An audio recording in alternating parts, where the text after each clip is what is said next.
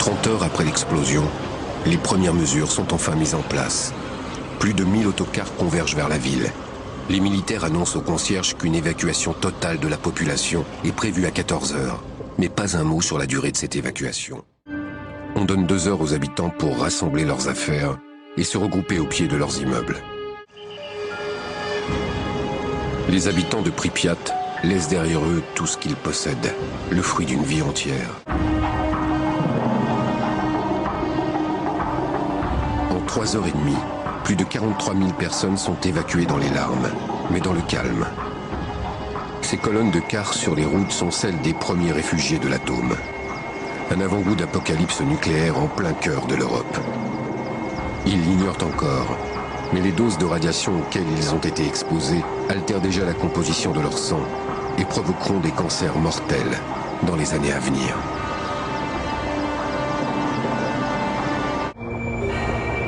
Chez les irradiés, les premiers symptômes, vomissements, nausées, diarrhée, sont suivis d'une période de latence. Si on regarde bien, on voit les traces de la radioactivité sur la pellicule. Ça montait du sol, comme ça. Ce n'est qu'ensuite qu'on voit l'apparition d'autres symptômes bien souvent mortels, comme la dégénérescence de la moelle osseuse.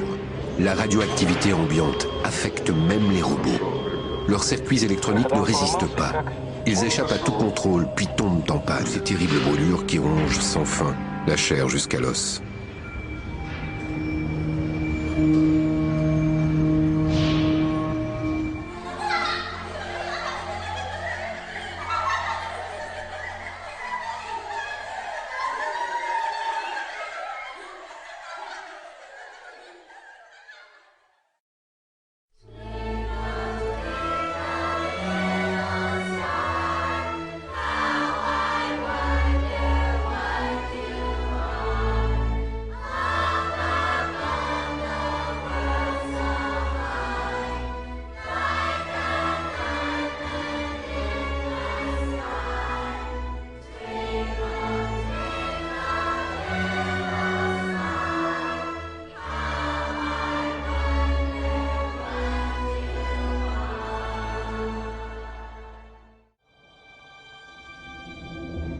Les plus virulents opposants à la politique de transparence des soviétiques étaient alors les Français, qui sont allés jusqu'à nier le passage du nuage radioactif au-dessus du pays, soi-disant protégés par des vents contraires.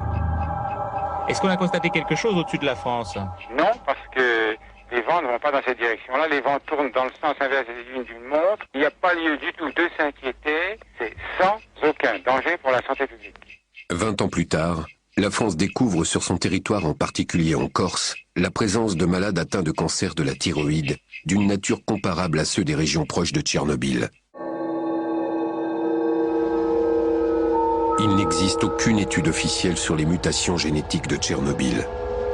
Il y en a pourtant des centaines, et ce malgré les milliers de fausses couches et d'avortements pratiqués pendant les mois qui ont suivi la catastrophe. On constate chez ces enfants des malformations comparables à celles des hamsters de Bandajevski.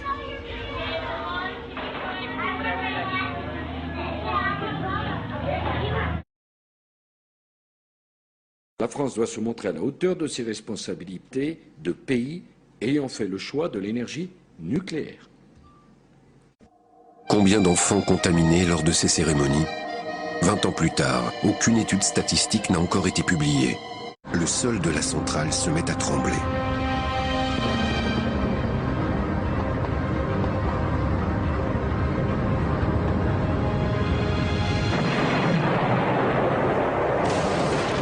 Les 1200 tonnes du couvercle du réacteur sont soudain projetées dans les airs.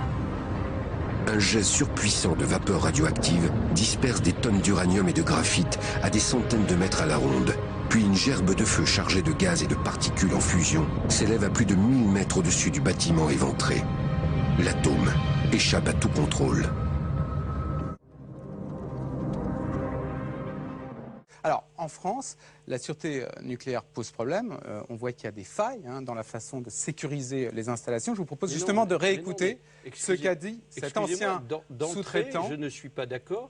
Vous affirmez d'entrée, en France, la sûreté nucléaire pose parfois problème. Il y a des failles. When Fukushima hit, and I know France hasn't even talked about Fukushima. It's disgraceful. The media hasn't even discussed it. What really the problem is the spent nuclear rods is what caused the radiation release. They're exposed, not the core of the reactor. All over France and all over the world, there are spent nuclear rods sitting there in nuclear sites, totally exposed. The slightest accident could create a Fukushima. The slightest accident could create a Fukushima. On l'a appris qu'aujourd'hui, cette tempête a aussi eu des conséquences qui auraient pu être dramatiques sur la centrale nucléaire du Blayais en Gironde. À l'intérieur, l'eau pénètre en geyser dans le bâtiment combustible à 8 mètres de profondeur et envahit plusieurs niveaux. Le système de pompe de secours destiné à refroidir les installations nucléaires est hors service.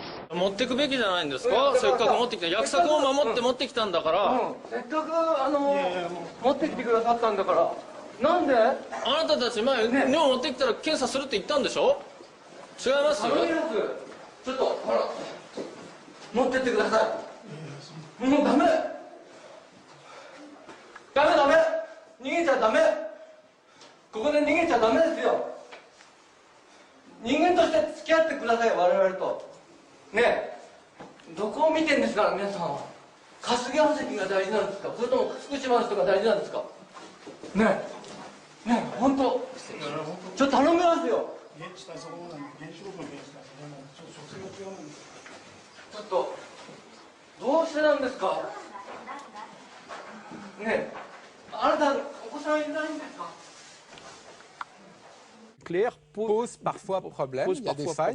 Il y avait une fissure. Bon, allez, je me cache. Qu'est-ce que vous faites? Je me barre. Mais pardonnez-moi, pourquoi vous partez? Alors le ministre a quitté le plateau, donc n'a pas voulu poursuivre la conversation et l'interview. La question. Bonjour Laurent. Donc j'ai une question. Oui. Non mon cher, on a compris, tu veux savoir pour combien de temps on a à vivre. Alors moi je dirais 2 semaines et encore c'est bien payé.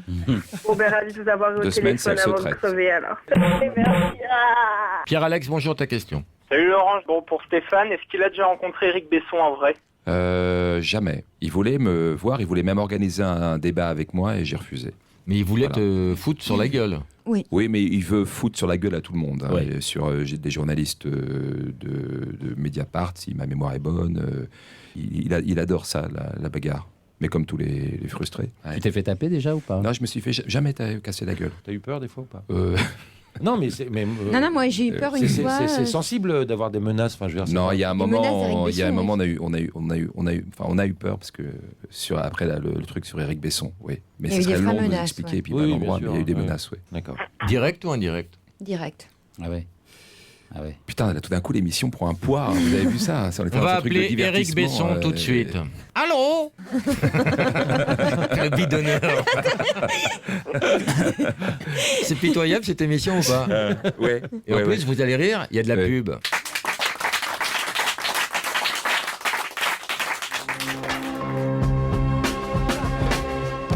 Vous écoutez, c'est quoi ce bordel? Avec aujourd'hui Stéphane Guillon, Marcel Campion, Philippe Lelouch et Ariel Wiesman.